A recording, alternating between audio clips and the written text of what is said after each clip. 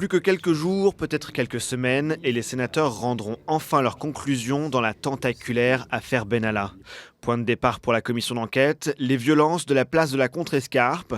Le Monde révèle le 18 juillet l'identité d'Alexandre Benalla. S'en suivront 29 auditions, dont celle de l'ancien chargé de mission.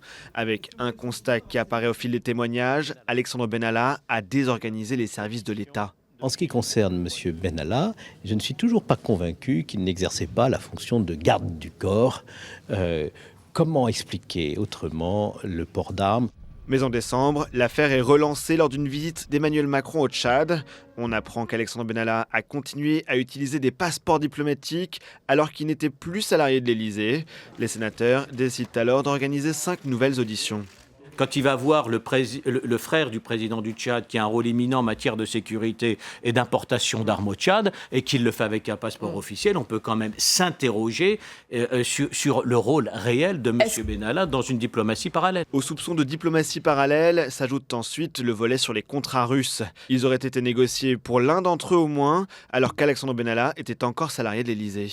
Je voulais vous demander si vous connaissiez M. Iskander Makhmudov. Je ne connais pas cette personne, mis à part à travers la presse, je ne l'ai jamais rencontré. Une réponse prononcée alors qu'Alexandre Benalla était sous serment. De nombreux sénateurs le suspectent alors d'avoir commis un parjure. Il nous a menti, en tout cas la commission en décidera, mais manifestement il nous a menti et sûrement pas qu'une seule fois. Donc on va prospecter en la matière. Si nous sommes intimement convaincus qu'il y a eu mensonge, en tout cas ça c'est mon intime conviction personnelle, nous devons demander à la justice de sanctionner M. Benalla.